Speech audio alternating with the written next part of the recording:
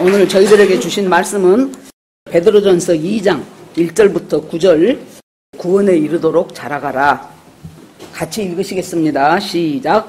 그러므로 모든 악독과 모든 기만과 외식과 시기와 모든 비방하는 말을 버리고 갓난아기들 같이 순전하고 신령한 젖을 사모하라. 이는 그로 말미암아 너희로 구원에 이르도록 자라게 하려 함이라. 너희가 주의 인자하심을 맛보았으면 그리하라. 사람에게서 버림바가 되었으나 하나님께는 택하심을 입은 보배로운 산 돌이신 예수께 나아가 너희도 산 돌같이 신령한 집으로 세워지고 예수 그리스도로 말미암아 하나님이 기쁘시게 받으실 신령한 제사를 드릴 거룩한 제사장이 될지니라. 성경에 기록되었을 때 보라, 내가 택한 보배로운 모퉁이 돌을 시온에 두노니 그를 믿는 자는 부끄러움을 당하지 아니하리라 하였으니, 그러므로 믿는 너희에게는 보배이나 믿지 않는 자에게는 건축자들이 버린 그 돌이 모퉁이의 머릿돌이 되고 또한 부딪히는 돌과 걸려 넘어지게 하는 바위가 되었다 하였느니라.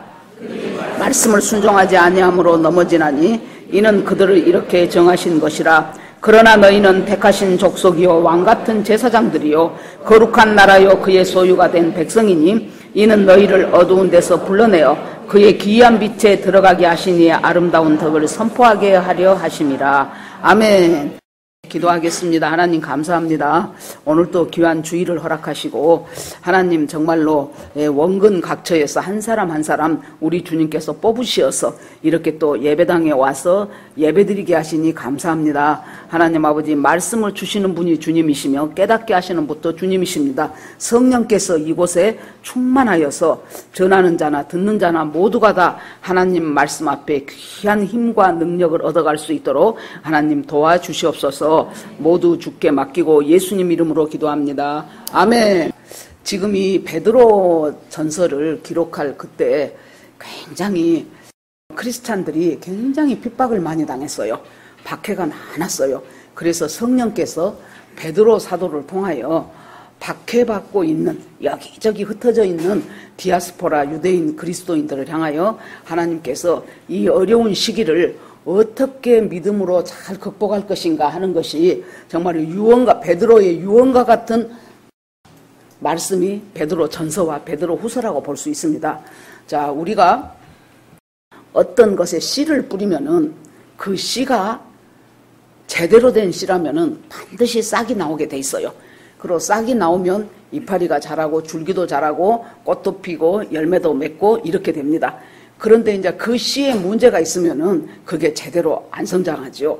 그러니까 우리 사람들도 엄마 뱃속에서 나옴과 동시에 다른 것은 할 줄 몰라요. 애가 뭐 말을 하겠습니까? 걸음을 걷겠습니까? 그런데 한 가지 분명한 것은 애들이 할 수 있어요. 젖 빨아먹는 거. 그건 누가 학습하지도 않았는데 나오면서 그 조그만 애기가 아주 입술을 오물딱조물딱 해가면서 그 엄마 젖을 있는 힘을 다해서 빱니다. 그거 하나는 반드시 배워갖고 나왔어요. 왜 그렇습니까? 생존에 대한 것이기 때문에.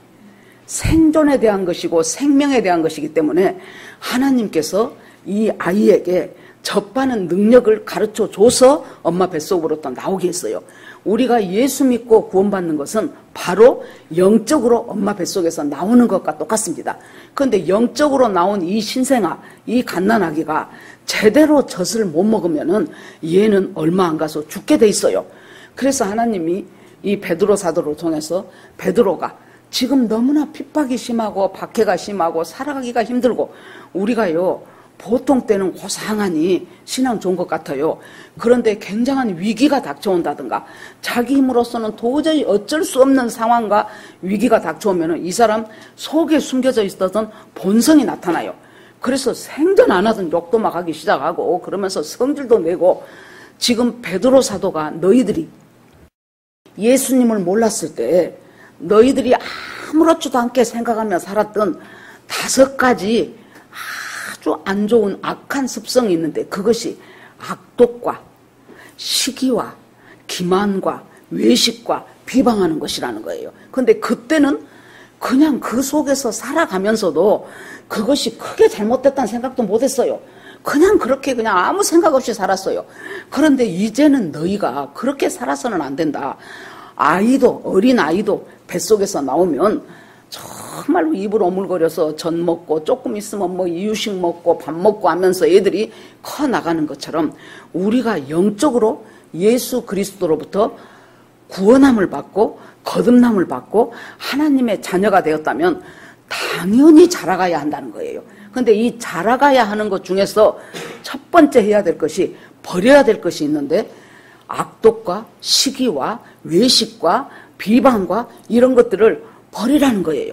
근데 문제는 안 버려져. 우리가 잘 예수 안 믿을 때는 아무렇지도 않게 그렇게 살았으니까 당연히 안 버렸고, 예수 믿고 구원받은 후에도 우리가 그것에 대해서 별 감각이 없어요. 그러면서 그냥 자기 생각대로 그렇게 살아요. 그럼 여기서 우리가 용어를 한번 정리를 해보겠습니다. 먼저 악독이라는 것은 상대방을 해치기 위해서 어디가 저 사람한테 빈틈이 있는가 보자. 그래서 그 빈틈 있는 것을 노리고 그 사람을 해치려고 하는 그것이 악독이에요. 그 다음에 기만이 나옵니다. 기만이라는 것은 우리가 어쩔 수 없어서 정말로 입장이 곤란해서 살짝 거짓말하는 정도가 아니에요. 이것은 의도적으로 상대방을 넘어뜨리기 위한 거짓이에요. 예를 들어서 이미자 권사님이 목사님 내가요 이러저러 우리 동생이 이러저러 하는데 혹시 동생이 물어보면 절대 모른다 그러세요. 그랬다고 했다고 쳐봐요. 그런 적은 없지만 그럼 내가 예 알았어요 그랬어. 그랬더니 뭐 설마 물어보겠냐 그래도 그 다음 주에 와갖고 이금자 집사님 목사님 우리 언니가 이만저만 합니까? 그러면은 그때 내가 했다고 하겠어요? 안 했다고 하겠어요? 굉장히 입장이 곤란하죠. 아니 나 잘 모르겠네 하면서 어물어물하고 넘길 거 아니에요. 이 정도의 기만이 아니고 이 기만이라는 것은 상대방을 넘어뜨리기 위해서 그것을 속이고 거짓말하는 거예요. 그 다음에 이제 외식이 나오죠. 외식이라는 것은 외자, 꾸밀 식자 그러니까 겉을 꾸민다는 얘기예요. 이것이 어디서 나온 말이냐 그러면은 옛날에 연극을 할 때 자 배우는 나 한 사람인데 내가 콩쥐 팥쥐 두 역할을 다 해야 돼. 그러면 똑같이 내가 나와갖고 내가 콩쥐 역할하고 팥쥐 역할하고 그러면은 사람들이 헷갈릴 거 아니에요. 콩쥐 역할을 할 때는 콩쥐 가면을 쓰고 나온단 말이에요. 그러고 팥쥐 역할을 할 때는 또 들어갔다가 다시 또 팥쥐 가면을 써. 그래 놓으니까 가면 속에 숨겨져 있는 본 그 사람하고 가면 겉으로 나타내는 것하고 굉장히 다르죠. 이게 외식이에요. 이렇게 이중적인 행동. 그래서 여러분 우리가 다 부족하지만은 하나님을 향하여 사람을 향하여 진실된 마음을 가져야 돼요. 그 순간 저 사람이 이러면 기분 좋을 것이다 해가지고 전혀 자기 마음에 없는데 막 그 사람을 한참 칭찬을 한달지 그 다음에 그것이 아니면서도 진실하고는 거리가 먼데 그래서 하나님 앞에도 진실되게 대하면 사람을 향해서도 진정하고 진실된 마음을 가져야 돼요. 하나님은 그런 사람을 찾고 계셔요. 그 사람을 향하여 하나님께서 주시고자 하시는 복을 주시는 거예요. 이것이 외식, 이걸 버리라는 거예요. 그 다음에 보니까 시기, 질투, 그건 다 알죠. 이것의 원인은 뭐예요? 열등감에서. 내가 열등감이 있으면 뭘 못 봅니까? 남 잘된 꼴을 못 봐요. 그래서 남이 축복받는 건 못 보고 다른 사람이 성공하는 건 못 봐요. 그것이 왜 그래요? 내 속에 있는 열등감이 있기 때문에 그래요. 이거 버리라는 거예요. 그 다음에 마지막으로 비방하는 말을 버려요. 이 비방은 살짝 흉보는 정도가 아니에요. 뭐 살짝 흉보는 것이 잘했다는 것은 아니지만은 비방은 그 사람을 중상모략하기 위하여 말도 안 되는 거짓말로 음모를 꾸미고 중상모략해서 그 사람의 명예를 실추하는 것. 이것이 비방이에요. 간단한 비방이 아니에요. 예를 하나 들어볼게요. 최근에 얼마 안 됐죠. 대정부 질문을 하는데 국회의원 한 사람이 그 장관을 향하여 청담동 술자리 몇 월 며칠 날 당신 그때 몇 시부터 몇 시까지 뭐 했습니까? 어디 있었습니까? 윤석열 대통령하고 당신하고 김현장 변호사 16명하고 그 술자리에 가서 앞에 그 집 앞에 카페에 첼로하는 여자가 있었고 윤석열 대통령은 동백아가씨 부르고 당신은 윤도현 노래를 불렀다는데 맞습니까? 뭐 때문에 김현장 변호사가 16명이나 거기 가서 당신들끼리 뭐 했습니까? 그러죠. 그랬더니 그 요새 인기 있는 그 장관이 내가 만약에 그날 그 1km 반경에 있었다면 나는 장관직을 내놓겠습니다. 당신은 뭘 거시겠습니까? 걸기는 뭐 걸어. 그것도 하고 싶어서 죽었던 사람인데 어버버 하면서 답을 못하죠. 이것이 중상모략이고 비방하는 말이에요. 상대방을 해코지하기 위해서 그럴듯하게 걸려갖고 그래 놓으니까 이 사람을 옹호하기 위한 패널이 또 나중에 방송을 보니까 나와서 뭐라 그러냐 그러면 아이 그거 물어볼 수도 있지. 그것이 무엇이 잘못됐냐. 물어볼 수 의혹이 있어서 물어볼 수 있는 거다고. 국회의원이라는 그 회기 안에 면책특권을 사용해서 말도 안 된 중상모략을 하는 거 이것이 비방하는 말이에요. 이것을 버리라는 거예요. 그런데 안 버려져. 그러면 두 번째 우리가 믿음으로 지금 자라가기 위해서 버려야 될 것을 말했어요. 두 번째는 사모해야 될 것이 있다는 거예요. 뭘 사모하나 그래요? 순전하고 신령한 젖을 사모하라. 신령한 젖이 하나님 말씀이에요. 순전하다는 것은 불순물이 안 섞였다는 얘기예요. 하나님의 말씀을 막 그냥 무슨 철학을 갖다 집어넣고 내 생각을 집어넣고 해가지고 하나님 본래의 말씀에서 그 취지에서 어긋나게 하는 말씀으로 받아들이지 말고 진정으로 불순물이 안 섞인 주님의 복음 그대로를 계속해서 신령한 젖을 먹으면 그러면 우리가 믿음이 자라요. 요즘 애들은 우리 손자들도 보니까 뭐 포켓몬인가 뭔가 뭐 그걸 엄청 해갖고 한번 그때 여기 이수역에 있는 이마트를 우리 남편하고 갔어요. 그랬더니 우리가 기왕이면 빨리 가서 10시에 문 여니까 빨리 가서 볼일 보고 옵시다 그랬어요. 그랬더니 뭐 아줌마들이 줄을 주르륵 섰어. 그래서 아니 저 사람 시간 됐는데 들어가지 왜 줄 설까 그랬더니 거기서 뭔 빵을 사면 그 속에 뭔 스티커가 있는데 그걸 살라고 줄 서 있다는 거예요. 아이고 참말로 별일이네 그랬거든요. 그런데 우리 때는 뭐였습니까? 우리 때는 주로 딱지치고 구슬치기였죠. 애들이 골목에 가면. 그러면은 아주 그놈 딱지를 많이 따면은 그날은 기분이 엄청 좋고 아주 더군다나 구슬치기에서 왕구슬을 잃었다 하면은 왕 눈물을 뚝뚝뚝뚝 떨치고 이 구슬을 내가 내일 가서 기어이 따야 되고. 그런데 여러분 그것을 20살 먹어서까지 거짓하고 있는 사람 봤습니까? 없어요. 언제 잃어버린지도 모르게 그 구슬 다 없어져 버렸고 언제 어디다 둔지도 모르게 그 딱지 다 없어졌어요. 뭡니까? 자라나면 유치할 때 가지고 있었던 그것들은 자연스럽게 없어져요. 우리가 신령한 젖을 먹으면 우리가 자라나게 돼 있어요. 믿음이 자라나게 돼 있어요. 자라나면 아까 말했던 악독과 시기와 괴율과 기만과 외식과 비방과 이런 것들이 언제 보니까 믿음이 자라나다 보니까 그것들이 자연스럽게 내게서 떠나가더라는 거예요.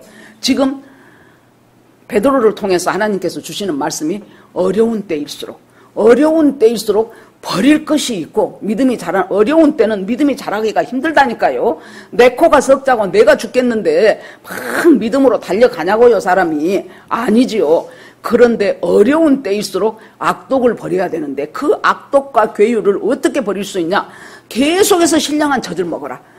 계속해서 신령한 젖을 먹으면은 여러분 엄마의 모유 안에는 정말 우리가 알 수 없는 하나님이 만들어 놓은 이 아이에게 필요한 모든 영양소가 다 들어있어요. 거기다가 온도도 딱 맞아. 뜨겁지도 않고 차지도 않은 온도예요. 그렇게 하고 이 아이가 자라날 수 있도록 하는 모든 영양소가 엄마 모유에 다 들어있단 말이에요. 그래서 그걸 먹는 아이들이 막 무럭무럭 자라난 것처럼 우리 믿음의 사람들도 계속해서 신령한 이 하나님의 말씀을 먹는다는 것은 읽고 듣고 적용하고 묵상하고 순종하고 이것이 전부 다 먹는 것 속에 다 들어있어요. 그런데 사람이 입맛이 없을 때가 언제입니까? 병이 들면 입맛이 없어. 지금 여러분들 가운데서 나는 한 달 동안 성경 한 장도 안 읽어도 아무렇지도 않게 잘 살아. 그러면 여러분들의 영혼은 무지하게 병들었다는 소리예요. 두 번째, 병은 안 들었는데 어떤 경우에 또 음식이 먹기가 싫습니까? 쓸데없는 것을 많이 먹어버렸을 때. 애들이 단 것 먹고 아이스크림 먹고 과자 먹고 그러면은 당연히 밥 안 먹고 싶어요. 그런 것처럼 쓸데없는 헛것을 많이 집어넣었어. 내 눈으로 쓸데없는 드라마 주야 장장 봤지. 내 귀로 쓸데없는 유튜브 소리 주야 장장 들었지.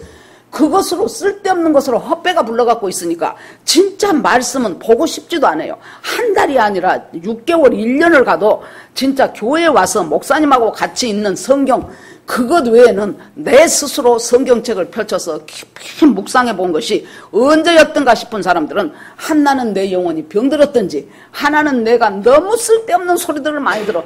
직장에 가면은 이렇게 저렇게 해야 한번 돈 번단다. 우리 아무개는 어디다가 나 한 사람은 비트코인 했는데 한꺼번에 5억을 벌어버렸단다. 500만 원 투자해갖고 2억 벌었단다. 막 그런 소리 들리면 막 아이고 나도 해야 될 텐데 싶고 나가 왜 놓쳤던 거 싶고 막 그렇게 되죠. 몽땅 먹은 거예요. 그리고 또 가면 뭐라 그래요? 아무개는 어디다가 집 사갖고 지금 그것이 얼마가 됐는데 아이고 별것도 아니게 사놨는데 그것이 재개발 들어가갖고 이제 그것이 10억 된단다. 그러면은 아이고 나는 왜 그때 못 샀던 거 막 이래진단 말이에요. 이런 것들을 엄청 먹어놓으니까 무슨 놈의 성경을 보고 싶겠습니까? 그래서 이 신령한 말씀을 어린아이처럼 사모할 때 그 말씀이 우리를 악독과 괴율과 기만과 이런 것들을 언제 보니까 그것들이 없어져 버렸어요. 언제 보니까 그것들이 벗어나 버렸어요. 그리고 하나님 앞에서 계속 자라난다는 거예요. 그러면서 3절에 보니까 너희가 하나님의 인자하심을 맛보았다면 더욱 그리할지니라. 지난 주간에 우리가 룻기를 봤습니다. 하나님이 보아스라는 사람을 통해서 하나님의 인자가 헤세드라 그랬어요.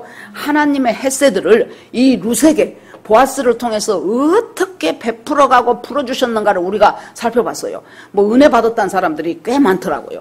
그러고 이제 그 유튜브에 올라온 댓글을 뭐 어쩌다 제가 한번 읽어요. 읽어보니까 막 이렇게 룻기를 맛깔스럽게 산 설교는 내 평생 처음 들었습니다. 막 그래요.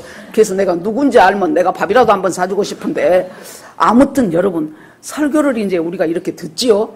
그러면은 여기서 듣고 잊어버리지 말고 최소한 주중에 한 번 정도는 더 들어보세요. 그래야 그것이 내가 주일에 들었던 것에서 놓쳐버린 것이 있어요.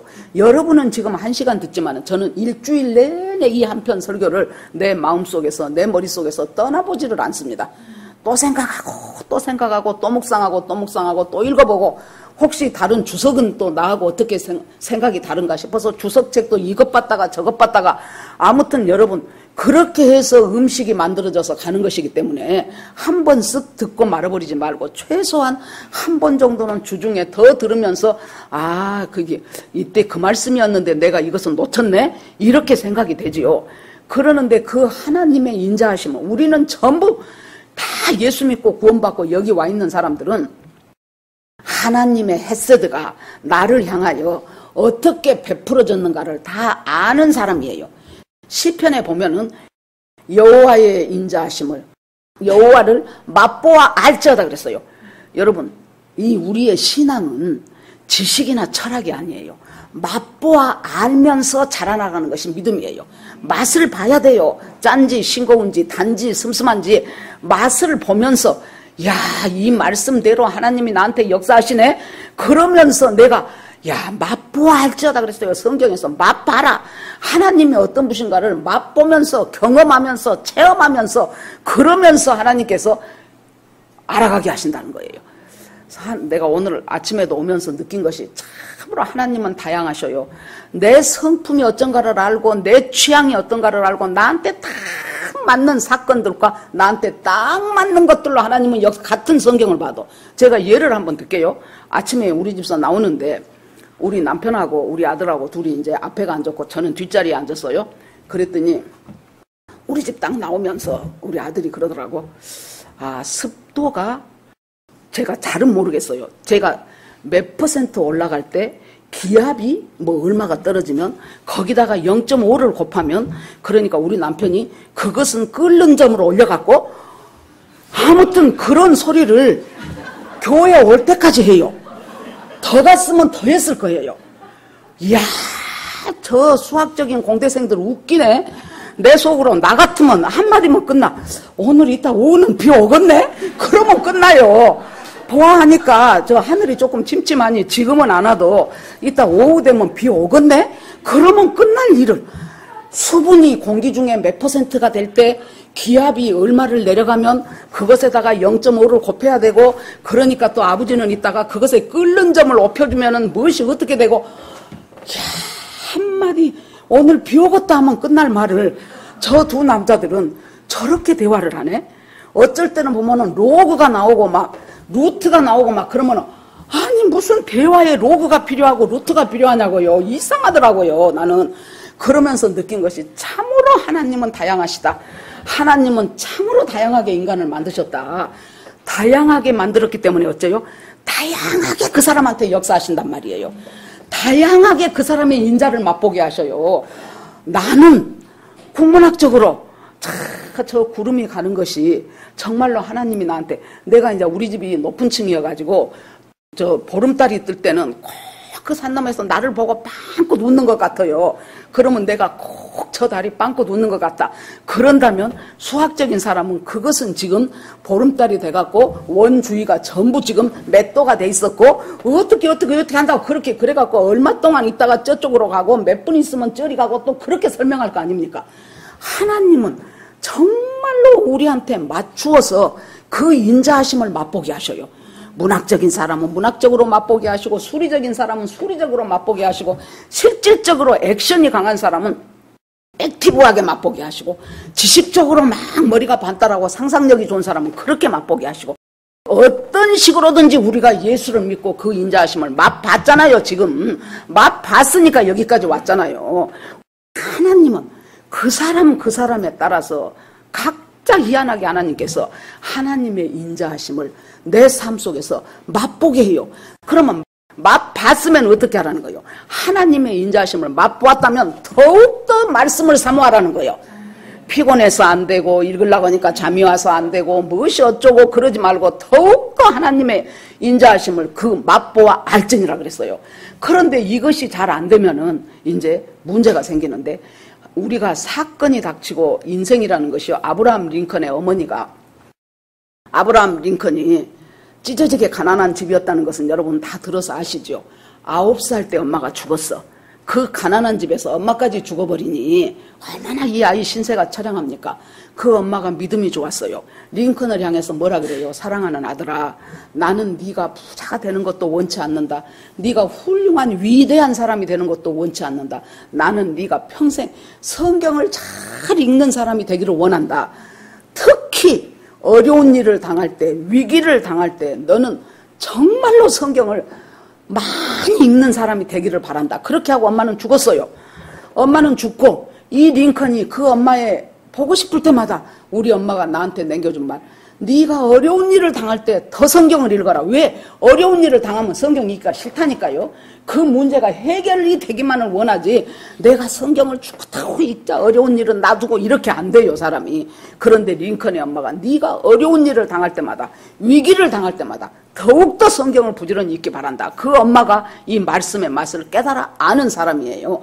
그렇게 하면서, 그러면 이것이 잘 안 되니까 주님께서 내 인생 가운데 사건과 사고와 사람들과 이런 사람들이 붙여져 가면서 우리가 인생이 가잖아요.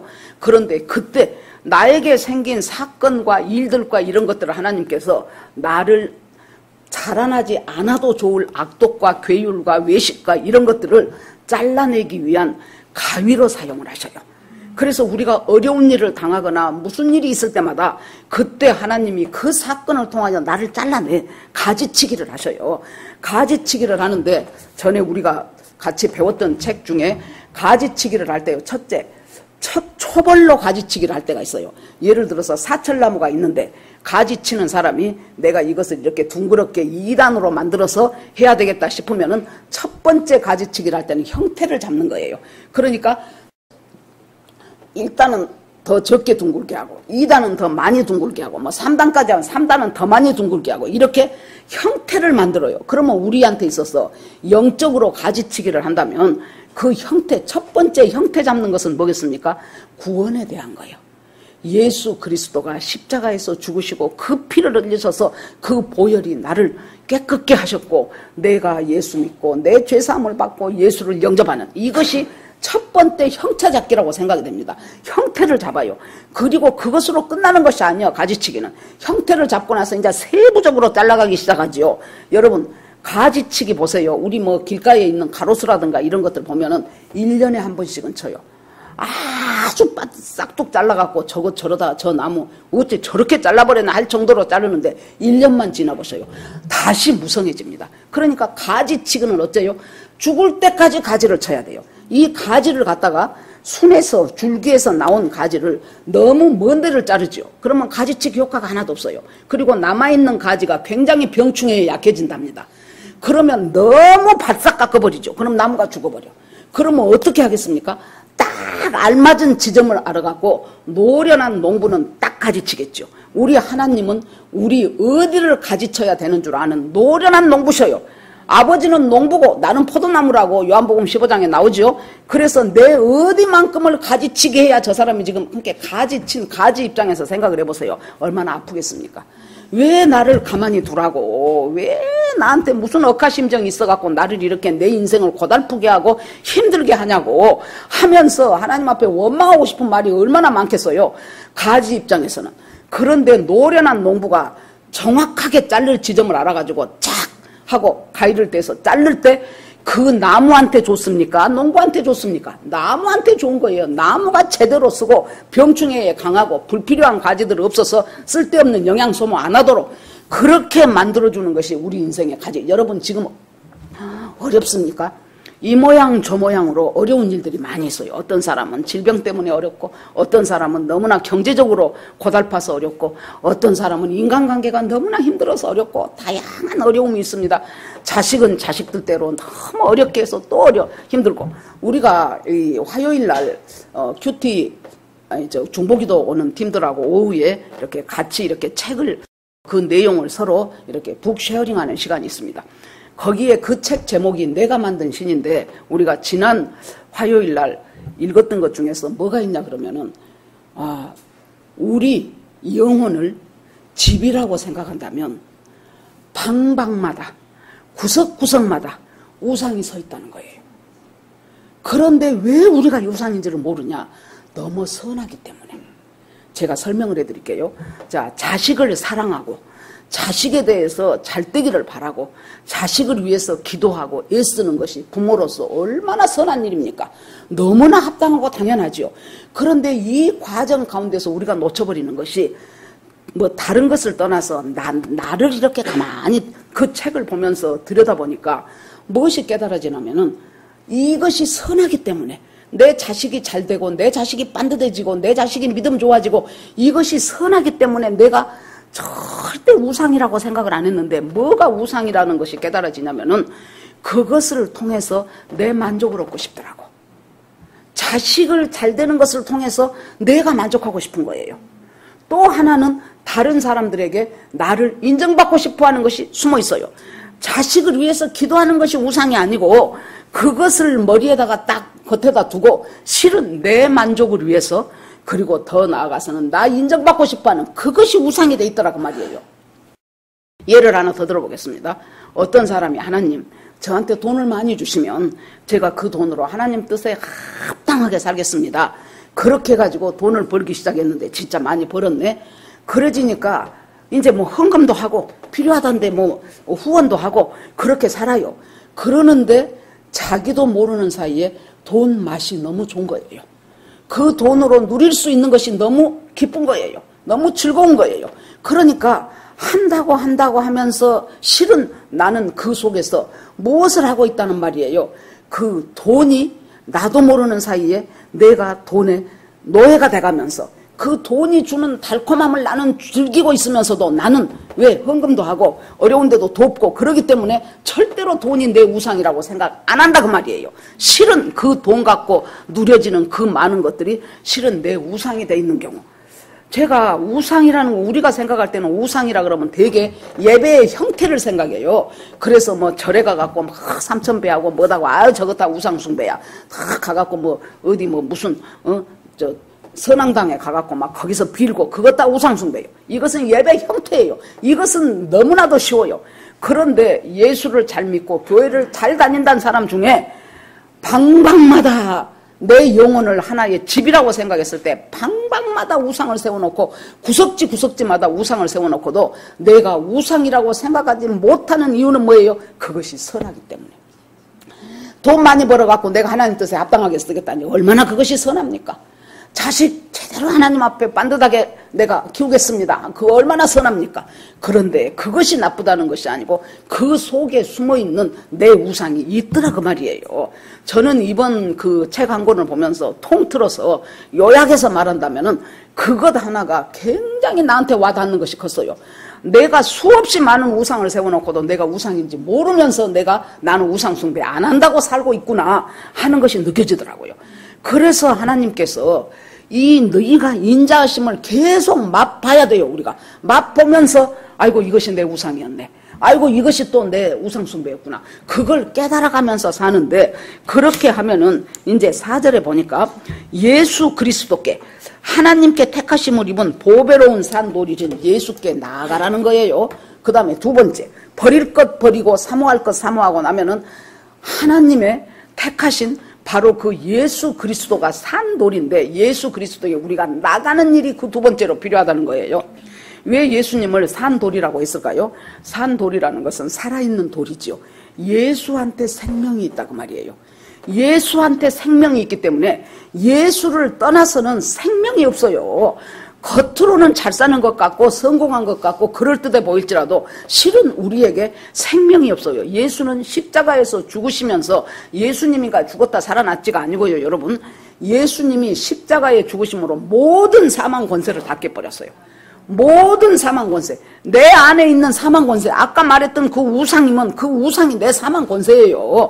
자식 생각한다고 하면서 실은 자기 만족이라는 우상이 도사리고 있는 거 사망 권세예요. 돈 잘 벌어서 하나님 뜻에 합당하게 쓰겠습니다 해놓고 실은 그 돈이 나한테 주는 것이 너무나 달콤한 내 만족, 그것이 우상 숭배인 거예요. 그런데 여기서 너희들이 생명을 갖고 영원한 생명을 갖기 위해서는 누구한테 가야 돼요? 사망 권세를 다 깨버리고 부활하신 예수 그리스도. 부활은 새 생명이에요. 사망 권세가 예수 앞에서 다 깨져버렸어요. 그러면 내가 가지고 있는 사망 권세가 예수 앞에 산돌이신 예수님 앞에 나갈 때 그게 다 깨졌다는 거예요. 그 다음에 돌이 또 나와. 모퉁이 돌이 나와.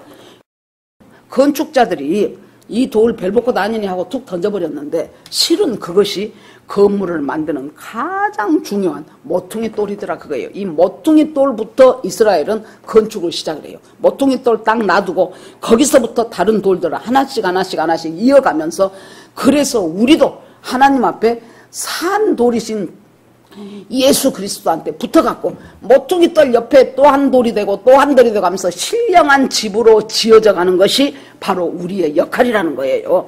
그래서 하나님 앞에서 믿음으로 계속 자라가야 되는데 신령한 집으로 지어져 가야 돼요. 그래서 로마서 12장 1절에 그러므로 형제들아 내가 모든 자비하심으로 너희를 권하노니 너희 몸을 거룩한 산제사로 드리라, 이는 너희의 드릴 영적 예배니라 그랬죠. 그래서 살아있는 제사, 살아있는 제물로 계속해서 하나님 앞에 들어가는 거예요. 어저께 제가 새롭게 하소서, 우리 아들이 추천한 새롭게 하소서를 하나 봤어요. 그랬더니 여러분도 보시려면 보셔요. 새롭게 하소서 교도관 그렇게 치면 돼요. 막 잘생겼더라고요. 그랬는데 아무튼 예수를 믿기 시작하면서 어렸을 때인데 하나님이 저 쓰레기를 치우라는 감동을 줘요. 그래서 다른 사람들도 막 있는데 저거 지가 되게 착한 척 안 했고 그럴 것 같더라는 거예요. 그래서는 조만큼 그냥 갔어. 그랬는데 자꾸 걸려, 저 쓰레기 치우라는 것이. 그래서 다시 돌아가서 남들 본가 안 본가 봐가지고 사람 없을 때 얼른 하나 죽고 뭐 이 정도 하면 되겠지 하고 또 저만큼 가는데 또 걸려. 그래서 또 와서 이제는 사람들이 있으면은 딱 그 쓰레기를 자기 발밑에다 놓고 아닌 척 해갖고 없으면 얼른 죽고, 아무튼 이런 식으로라도 어린 학생인데 계속해서 하나님이 뭐라고 하면 잘 납득이 안 갈지라도 순종해보는 것을 엄청 잘했더구만. 아무튼 그래서 지금은 그 사람이 이제 교도관이 됐는데, 교도관으로서 그 죄수들 거기 수용되어, 그것도 청송 박효진 장로님 계셨던 그 청송보호소인가 뭐 감호소인가 그쪽에 흉악범들이 있는 그곳에서 그 사람들한테 하나님이 어떻게 악을 악으로 갚지 않고 선으로 갚으시나 하는 것들을 보여주더라고요. 이것이 뭐예요? 살아있는 돌인 예수는 생명이 있어요. 그 예수님 앞에 내가 붙어 있으니까 나만 붙습니까? 다른 사람까지 붙여준다 그 말이에요. 그래서 신령한 집으로 지금 우리가 세워져 간다는 그것입니다. 그래서 믿음이라는 것은 여러분 보면은 우연이 없고요, 낭비가 없어요. 우리가 생각할 때 내가 이 계획을 놓고 내가 3년 동안을 죽어라고 이 일을 했는데 이것이 진짜 무산되어 버리네. 진짜 이것은 낭비네. 여러분, 하나님 안에 있는 자에게 낭비처럼 보일지라도 내 계획이 중단되어 버리고 내가 꿈꿨던 그 열심히 일을 읽어왔던 그것이 무너져 버린다 할지라도 하나님 안에 있는 자에게는 우연은 없고 낭비는 없어요. 제가 예를 잘 드는 짐 엘리엇 보세요. 미국에서 유명한 인류대학을 나와가지고 그 기껏해봐야 20몇 살씩밖에 안 먹은 사람들 5 청년이 에콰도르에 원주민들을 선교를 하러 갔어요. 그랬는데 그 배가 땅바닥에 다 닿기도 전에 그 원주민들이 이 5을 전부 창으로 찔려갖고 다 죽어버렸어요. 그래가지고 제대로 발 딛고 전도 한번 못 해보고 정말로 전도 양양한 그 청년들 5명이 다 죽었다고요. 그래 놓으니까 그 소식을 듣게 된 미국 신문에서는 이것이 웬 낭비인가 하고 큰 대서특필을 했어요. 세상에 앞으로 갈 길이 구말리 같고 할 일이 장장한 이 청년들 5명이 선교한다고 가가지고 선교 입도 한번 못 벌려보고 그 5명이 다 죽어버렸으니 이것이 웬 인력 낭비냐 그거예요. 그랬는데 그때 짐 엘리엇의 막 결혼한 신혼부부요. 막 결혼한 신혼부부가 남편의 죽음을 보고 그리고 나서 얼마 있어서 그 에콰도르 그 부족한테를 다시 갑니다. 그 원주민한테를. 이 사람들은 여자는 안 죽인답니다.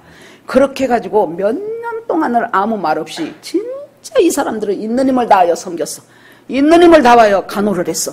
그렇게 하고 나니까 이제 감동을 받은 그 사람들이 당신은 도대체 누구간데 왜 이렇게 우리한테 와서 우리를 이렇게 돕고 섬기고 이렇게 희생을 하냐 그랬더니 나는 누구냐면은 몇 년 전에 당신들한테 이 예수의 사랑을 전해주러 내 남편이 왔는데 내 남편과 남편 친구들 5명을 다 당신들이 창에 찔려서 죽인 바로 그 사람의 부인입니다. 이 사람들이 그때 그 부족 전체가 죽게 돌아오고 복음을 영접하게 되는 그 일이 생긴 거예요. 여러분, 짐 엘리엇과 그 5명의 젊은 청년들이 과연 그 사람들이 신문에서 말했던 것처럼 낭비였습니까? 결코 낭비가 아니었어요. 뭐 멀리 갈 것 없이 우리나라 처음에 토마스 선교사가 중국으로 와서 보니까 이미 한글 성경이 있네. 이미 한문으로 된 성경이 있어요. 그러니까 그것을 갖고 평양에 왔다가 제대로 되지도 못하고 목 잘려 죽였죠. 토마스 선교사가 이 사람 손에는 그때는 지금처럼 이렇게 전권 성경이 아니에요. 쪽복음. 우리 어렸을 때 주일학교 가고 여름 성경학교 가면 한 번도 안 빠지고 결석 안 하고 그러면은 상으로 줬는데 그것이 쪽복음이요. 마태복음 연세 드신 분들 기억하실 것입니다. 요한복음 이렇게 하나씩 된 쪽복음이에요.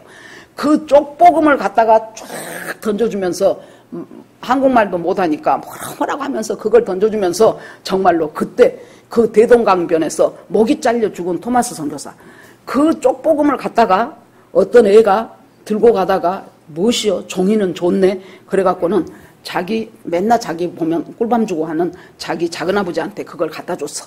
이거 보니까 금서다, 금서. 못 잊게 한 대원군 때니까. 금서네, 그러고는 에라, 저 작은아버지 혼나라고 갖다 주자. 갖다 줬는데 그 작은아버지가 어떻게 했어요?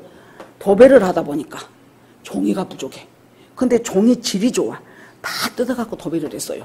그래 놓고 누워있으면 누워서도 하나님이 세상을 이처럼 사랑하사 보이고 벽에서도 보이고 양쪽에서도 보이고 그렇게 해갖고 이 사람이 읽어보다가 보다가 하다가 이 사람이 예수 믿고 구원받게 되고 성령을 받았어요. 바로 그 자기 집을 헐어서 뭐 됐습니까? 평양의 그 유명한 1907년 평양 대붕이 일어났던 바로 장대영 교회. 그때는 널다리 교회라 그랬어요. 그걸 한자로 바꾸니까 장대영 교회가 됐어요. 여러분, 토마스 선교사의 그 죽음이 낭비입니까? 아니에요. 낭비가 아니에요. 그때부터 시작해서 장대영 교회가 됐고 장대영 교회가 1907년 평양 대붕을 일으켰고 평양 대붕으로 말미암아 전국에 속에 놀라운 부흥의 속도가 번져가기 시작하고 3.1운동을 일으키는 모태가 되고 이런 모든 것들이 여러분 낭비입니까? 하나님 안에서 내가 낭비처럼 보이는 시간들은 결코 낭비가 아니에요. 우연처럼 보이는 것은 결코 우연이 아니에요. 산 노리신 예수께 접붙여서 신령한 집으로 우리가 다 지금 세워져 가고 있는 것입니다. 그래서 신령한 집으로 세워져 가고 건축자들이 버린 그 돌이 모퉁이 돌이 됐어요. 예수님만 믿고 살아가려고 하면은요, 세상 눈으로 보면은 진짜 바보 같은 인생을 살아요. 저 사람 모자란 것 같아. 그렇게 반드시 안 살아도 될 텐데 있는 힘을 향하여 원칙대로 반드시만 살려고 하니까 사는 것도 탁탁하고 대인관계도 원활하지 못할 때도 많고, 그럼에도 불구하고 뭐예요? 건축자들이 버린 그 돌이 모퉁이 돌이 되듯이 예수 그리스도가 나의 모퉁이 돌이 돼서 그 모퉁이 돌에 연결되어서 사라져가는 것이 바로, 그런데 순종하지 않는 자, 말씀을 순종하지 않는 자는 부딪히는 돌과 거치는 반석에 걸려 넘어진다 그랬어요. 처음에는 괜찮은 것 같아. 그런데 돌이 있으면 사람이 넘어지게 돼 있잖아요. 그래서 거치는 돌과 반석에 넘어지게 돼 있어요. 하나님 말씀에 순종하지 않고 불순종하고 살아가는 사람들은 어디서 걸려도 걸려서 넘어지게 돼 있다는 것을 여기서 말씀을 합니다. 그러면서 9절에 유명한 말씀이죠. 그러나 너희는 택하신 족속이요 왕같은 제사장이요 거룩한 나라요 그의 소유가 된 백성이라고. 이렇게 한 것은 너희를 어두운 데서 불러내가지고 기이한 빛에 들어가게 하신 하나님의 그 거룩하신 하나님의 덕을 너희들로 하여금, 옛날 성경이 저는 더 좋아요. 선전하게 하려고 그랬다. 여기는 선포하게 하려고 그랬다 그랬는데, 그 하나님이 어떤 분인가, 내가 어떻게 살아있었던 사람인데 하나님을 전혀 모르고 악독과 괴율과 기만과 그것으로 밥 먹고 물 말아먹고 그렇게 아무렇지도 않게 살았던 사람인데 하나님이 나를 거기서 건져내가지고 하나님의 기이한 빛 속으로 들어가게 했어요. 그래서 그 빛에서 들어가게 하셔서 전에는 몰랐던 하나님의 기이한 빛을 맛보게 하셨죠.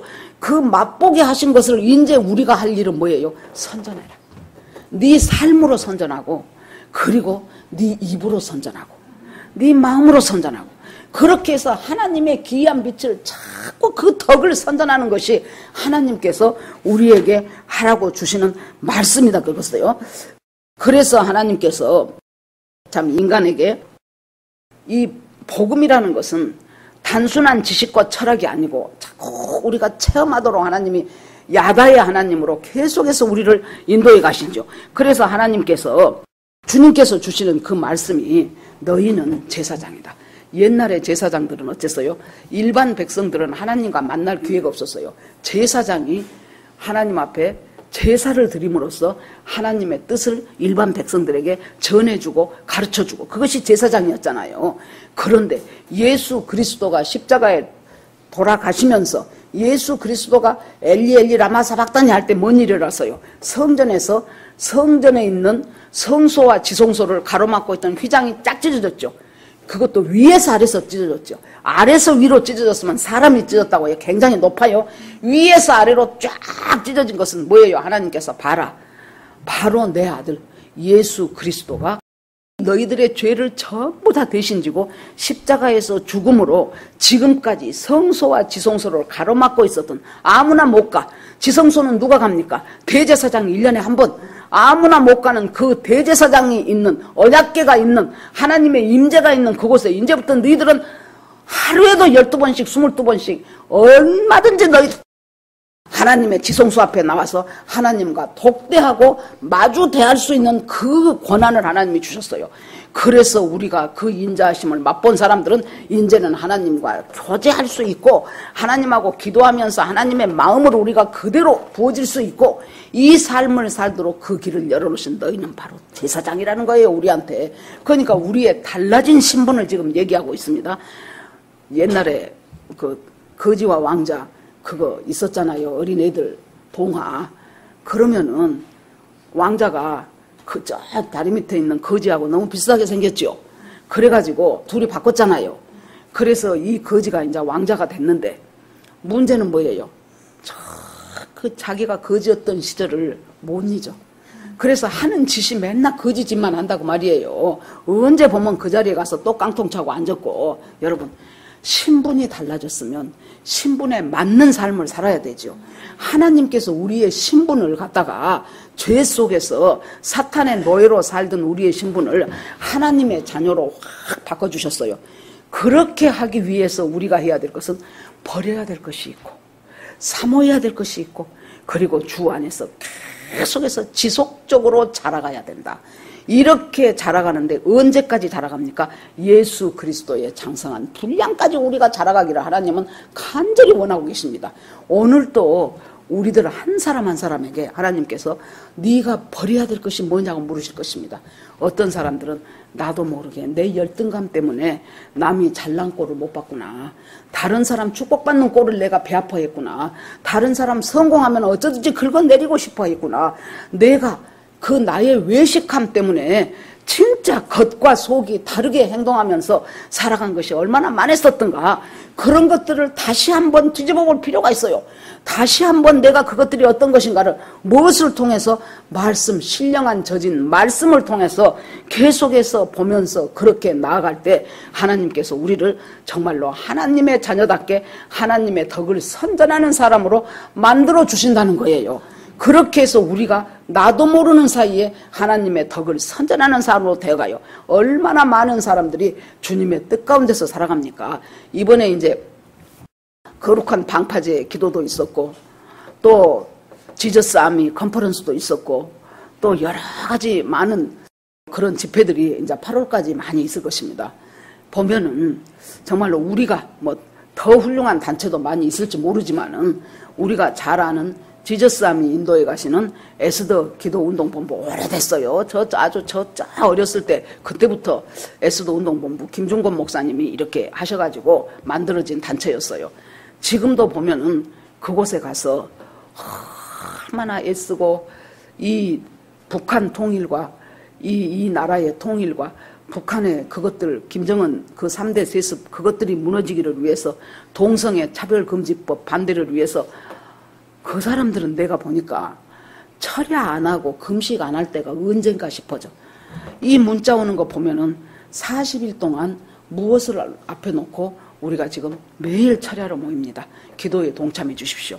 또 어쩔 때 보면은 며칠 동안 지금 우리가 계속해서 하루에 한 끼씩 금식하면서 그것들을 놓고 또 이렇게 저희들이 금식하기 시작합니다. 하고 끊임없이 기도하고 끊임없이 나가고 누가 알아주든지 몰라주든지 뭐예요? 하나님의 거룩한 덕을 선전하기 위해서예요. 지금 우리가 기도해야 될 것들이 너무도 많습니다. 그래서 이번에는 계속 지금 우리 큐티가 예레미야서를 하고 있기 때문에 예레미야서를 읽으면서 큐티를 하려면 여러분 한 번씩 가슴이 덜컹덜컹해. 어떻게 그냥 아주 힘든 메시지들이 나오잖아요. 너희들이 아주 틀림없이 망할 것이다. 틀림없이 망할 것이다. 아주 환상을 보니까 끓는 가마가 펄펄 끓는 가마가 북에서 남쪽을 향해서 보고 있다. 제가 수십 년 전에 처음에 이 예레미야서를 볼 때도 끓는 가마가 북에서 남쪽을 향하여 기울어져 있다 하니까 우리는 금방 북한이 생각나잖아요. 지금 얼마나 북한이 핵을 많이 만들어놨습니까? 그 끓는 가마가 남쪽을 향하여 기울어져 있다고 그 말씀을 볼 때 얼마나 우리가 두렵고 떨리면서 이 일이 어떻게 전개될 것인가 싶잖아요. 그래서 예레미야를 하는 동안에는 여러분들도 열심히 하나님의 경고 말씀을 맛보아 알기를 바랍니다. 우리한테 있어서 필요한 것은 회개예요. 회개와 감사, 이 두 가지가 우리의 양대 산맥이라고 생각이 됩니다. 회개하고 감사하고 그리고 말씀대로 순종해보고 그 별것도 아닌 쓰레기 주우란 것 그거 열심히 순종했더니 하나님께서 그 사람을 기기묘묘하게 또 인도해 가시더라고요. 그래서 우리 주님께서 그러면서 이제 마지막에 10절에 보면은 결론을 말합니다. 너희가 전에는 백성이 아니더니 이제는 하나님의 백성이요. 전에는 긍휼을 얻지 못하였더니 이제는 긍휼을 얻은 자가 되었느니라. 그래서 사람들이요. 천국에 대한 비유에 볼 때 어떤 사람들이 어떤 농부가 밭에 가가지고 밭을 갈다가 보니까 자기 밭이 아니에요. 남의 밭이에요. 밭을 갈다가 보니까 쨍그랑하고 자기 밭 가는 기구에 못이 부딪혔지요. 그래서 보니까 보화가 담겨져 있었어요. 그 당시에는 하도 전쟁도 많고 도망도 많이 가고 그래야 되기 때문에 귀중품을 갖다가 해갖고 밭에다가 땅속에다가 숨겨놓고 갔대요. 그러다가 세월이 흐르면서 막 주인도 바뀌고 뭣도 하고 그러면서 이제 그 숨겨진 보화들이 있었단 말이에요. 그런데 그 사람이 그 보화를 발견하고는 가서 자기 모든 것을 다 해가지고 그 밭을 샀다 그 말이에요. 여러분, 산 돌이신 예수 그리스도이고 나에게 지금 살아있는 나에게도 죽어있는 것들을 전부 물리치시고 생명을 주는 그 예수가 나 죽어서도 영원토록 나에게 영원한 생명을 주신 그 예수를 우리가 뭡니까? 밭에 감추인 보아라고요. 밭에 감추어 있는 보배라고요. 그것을 내 모든 것을 다해서 그 보배를 사는 것이 이 사람이 멍청한 사람입니까? 다른 사람이 볼 때 아니 먹고 살아야지 무슨 놈의 그걸 갖다가 그렇게 돈을 다해서 집 팔고 논 팔고 먹다 돈 재산까지 다 팔아갖고 그 밭을 살 필요가 있냐라고 누가 그랬겠죠. 그렇지만은 이 사람한테는 그 보화의 가치가 얼마나 귀하다는 것을 알기 때문에 자기가 갖고 있는 모든 것을 다 팔아서 샀어요. 그것이 산 돌이신 예수예요. 그 예수를 샀더니 그 예수를 내가 구주로 섬겼더니 나한테 뭐라 그래요? 너는 거룩한 제사장이요. 너는 택하신 백성이요. 너는 하나님 나라요. 거룩한 나라요. 하나님께서 기가 막히게 우리한테 쓰시는 거예요. 너는 거룩한 나라요. 너는 놀라운 제사장이야. 그러면 나는 이제 어떻게 살아야 돼요? 거룩한 나라에 택하신 족속이고 거룩한 제사장처럼 살아야 될 거 아닙니까? 신분이 바뀌고 왕자가 됐는데도 계속 깡통만 두드리고 집집마다 동냥하러 다닌다면 그것이 어떻게 되겠습니까? 우리로 하여금 거룩한 나라요 하나님의 백성답게 자잘한 이익에 따라서 여러분 소인배는 뭐예요? 이것이 나에게 이익인가 아닌가를 따져갖고 행동하는 거예요. 이익인가 아닌가를 따지는 거예요. 나한테 이익이면은 그것이 옳든지 그러든지 간에 자기 이익대로 살아버린 사람은 아주 소인배예요. 그 다음에 좀 괜찮은 사람은 옳은가 그른가. 이것이 옳은 것인가 틀린 것인가 갖고 따져서 자기 행위를 삼아요. 진짜로 하나님의 사람은 이것이 하나님의 뜻인가 아닌가를 구분해가면서 사는 거예요. 우리에게 하나님은 날마다 오늘도 하나님의 뜻인가 아닌가를 구분해가면서 살라고 하나님은 우리에게 여러 가지 사건들을 주십니다. 여러 가지 사람들을 만나게 하십니다. 그리고 여러 가지 어려움도 당하고 기쁜 일도 당할 때 우리가 하나님 앞에 내가 정말로 이것이 하나님의 뜻인가 아닌가를 구분해가면서 거룩한 나라에 하나님의 백성답게 그렇게 할 때 하나님의 기이한 덕을 내가 선전하는 자리에 서 있게 된다는 거죠. 그러면 우리 주님 오실 때 우리가 주님 반갑습니다. 제가 얼마 전에 예수님하고 이러이러한 통화를 했지요. 예수님 그때 제가 이렇게 기도하니까 주님이 이렇게 말씀하셨지요. 그런데 여기서 이제 진짜 예수님의 얼굴을 맞대고 보내요. 그때는 희미했는데 이제는 내가 주님을 맞대고 봅니다 했을 때 사랑하는 딸아 사랑하는 아들아 하면서 그동안 네가 네 나름대로 애썼던 네 수고 네가 남몰래 흘렸던 그 눈물 그 모든 것 내가 다 알고 있다 하면서 그 눈물을 그러면 이제 마지막으로 우리가 해야 될 것이 뭐예요? 말씀을 먹으라 그랬죠. 말씀을 먹고 나서 말씀은 먹었어요. 그러면 이제 우리가 해야 될 것이 뭐예요? 옷을 제대로 입어야 될 것 아닙니까? 만약에 여러분 제가 예배드리러 여기 와서 말씀을 전한다고 하면서 진짜 어디 러닝셔츠 오래된 거 다 떨어진 거 그거 입고 옷이 문제입니까? 말씀 조면 됐지? 그런다면 여러분들이 어떻게 생각하겠습니까? 제대로 된 옷을 갖춰 입어야 되겠죠. 우리한테 주님이 뭔 옷을 갖춰 입으라 그래요? 두루마리, 세마포, 신부의 옷을 갖춰 입으라 그래요. 신부가 드레스가 그렇게 때가 많이 묻고 드레스가 그렇게 오물이 많이 묻었다면 어떻게 신부가 그 드레스를 입을 수가 있겠습니까? 그러니까 시마다 때마다 내가 입고 있는 주님이 입혀주신 이 의의 옷에 이 의의 옷은 벗겨지지 않는 대신에 그 대신 얼마든지 오물은 묻을 수가 있어요. 그 오물을 말씀의 거울로 비추어서 내가 계속해서 씻어내는 거예요. 그것을 하라는 거예요. 먹는 것은 하나님의 신령한 말씀을 부지런히 먹어라. 입는 것은 하나님의 거룩한 세마포 그 의로운 옷에서 어떤 것이 나를 이렇게 오염시키고 있는가를 잘 살펴가면서 계속 씻어라. 계속 씻어라. 그리고 나서 말씀에 순종하면서 살아가라. 주님이 우리에게 주시는 것입니다.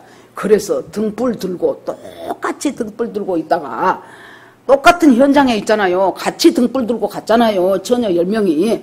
저쪽 처녀 5명은 보라 신랑이로도 할 때 할렐루야 하고 갔는데 이쪽에 기름 준비 안 한 처녀는 같은 현장에서, 저는 그 얘기를 우리 신전도사님이 지난번에 말씀하면서 들을 때, 우리 교회가 시작된 지 지금 이제 17년이 됐는데 처음에 같이 시작해서 지금까지 온 사람도 있고 중간에 들어오신 분도 있고 다양하겠지요.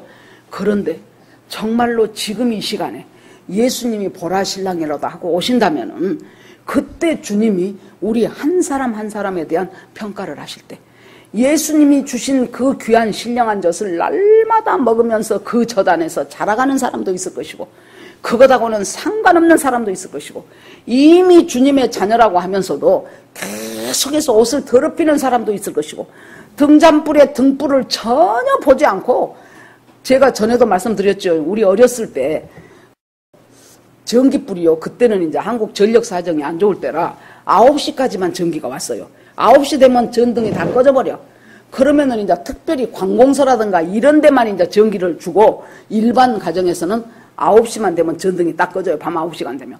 그러면 이제 9시에 모두 다 잘 수는 없고, 우리 외갓집을 가면은 외할아버지가 요만한, 우리는 그 전라도 말로 촉고지라 그랬는데, 요만한 등잔에다가 거기에 이제 기름을 넣어가지고 거기에다 불을 딱 붙여서 딱 한 군데 놔둬요. 그러면 이제 명암 구분하는 정도는 되죠, 이제.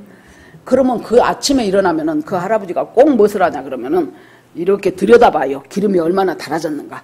그래가지고 그 달아진 기름만큼 할아버지가 기름을 다시 넣어요, 거기다. 왜? 오늘 밤에 사용해야 되니까. 다시 넣어요. 그리고 그름 올라온 그 심지는 할아버지가 또 잘라요. 그렇게 해서 그날 밤을 준비하더라고요. 여러분, 우리가요, 정말로 이런 자세로 등은 있는데 등에 기름이 없어가지고 계속해서 그 기름이 없어서 기름이 떨어진 줄도 모르고 나는 나대로 생활 즐기고 있을 때, 예수님이 오셨을 때 기름 없어서 여러분 예수님을 맞이할 수 없다면은 그것 같은 비극이 어디가 있겠습니까? 예수님의 제자 12명 중에서 그날 밤도 최후의 만찬 때 예수님이 떡 다 떼주면서 이것이 내 몸이다, 잔 다 주면서 이것이 내 피다, 그리고 허리에 수건을 두르고 한 사람 한 사람씩 발 씻기지요. 발 씻기고 너희들이 섬기는 자가 되라고 처음에서 발 씻겨놓고 나니까 그때 똑같은 자리에서 똑같이 떡 먹고 똑같이 잠 먹고 똑같이 발 씻김 받고 그랬는데, 유다는 일어나서 유유히 사라지죠. 예수님을 팔러 갔어요. 그런데 성경이 뭐라고 나온 줄 압니까? 유다가 일어나서 나가니 밤일러라, 이렇게 됐어요. 유다가 일어나서 나간 시간이 밤이었다는 거예요. 어두움 속으로 유다는 사라져버렸어요. 똑같은 자리에서 3년 반 동안 예수님 따라다니다가 막판에 가서 유다는 어둠 속으로 사라져버렸어요. 그리고 나머지 사람들은 부족했어요. 베드로도 보세요. 3번이나 부인했고 제자들도 전부 다 도망가고 뭐 그것이나 비슷했어요. 유다나 뭐 이 사람들이나. 그런데 이 사람들은 어쨌어요? 어쩌든지 예수님한테 붙어 있었어요. 어쩌든지 붙어 있었어요. 비록 연약한 가지일망정 줄기에 붙어 있었어요. 그러니까 예수님으로부터 생명이 공급돼가지고 얼마나 놀라운 사람들로 바뀝니까? 나중에 가서는 기막힌 제자들로 다 바뀌잖아요. 여러분들이 제자들 교회에 언제 오셨는지는 모르지만은 여러분 정말로 신령한 젖 사모하고, 그리고 계속해서 내 두루마리를 깨끗하게 하십시오. 악독과 괴율과 그것 주님이 말씀 속에서 버리라고 할 때 하나님 은혜 가운데서 믿음이 자라지면서 그것들이 버려지게 하시고, 그리고 계속해서 오물 묻은 거 깨끗이 씻으면서 내 등에 기름이 있는가 없는가를 계속해서 점검하고 살피면서 깜빡 내가 졸며 자다가도 아참 싶어서 다시 한번 살펴보는 그런 저와 여러분이 되어서 정말로 주님 오실 때까지, 지금까지 어떻게 살았을지라도 주님 오실 때까지 있는 힘을 다하여 믿음 안에서 앞으로 정진하는 저와 여러분이 되기를 주의 이름으로 축원합니다. 아멘. 이 시간 이 말씀 생각하면서 주여 한번 부르고 같이 기도하겠습니다. 주여, 하나님 아버지 은혜를 감사드립니다. 주님께서 저희와 함께 하시며 정말로 다양하게 각자에 맞는 인자하심을 베푸시는 것을 저희들이 맛보아 알게 되었습니다. 하나님의 인자하심을 맛보아 알았다면 더욱더 말씀을 사모하라고 했습니다. 잘 읽는 것만이 문제가 아니고 믿고 듣고 묵상하고 순종하고 하나님 이렇게 하면서 하나님의 말씀을 아버지 깊이 있게 깨달아 알아갈 때 그 말씀이 나를 다스리시고 통치하셔서 내가 하나님 앞에서 그 어린 시절에 버리지 못했던 악독과 괴율과 시기와 외식과 비방과 이런 모든 것들이 자연스럽게 사라져가는 것을 알게 될 것입니다. 하나님 저희와 함께하여 주시옵소서. 우리는 하나님께서 하나님의 덕을 선전하라고 어두운 데서 불러내어 기이한 빛에 들어가게 하신 하나님의 거룩한 제사장이며 하나님의 택하신 족속인 것을 믿습니다. 바꿔진 신분답게 그 신분에 맞는 삶을 살도록 주께서 인도하여 주시옵소서. 하나님 우리가 산돌이신 예수께 붙잡히게 하시고 아버지 모퉁이 돌을 연결되어서 하나님 앞에 점점 더 믿음 안에서 살아가는 저희가 되기를 간절히 기도합니다. 예수님 이름으로 기도합니다. 아멘.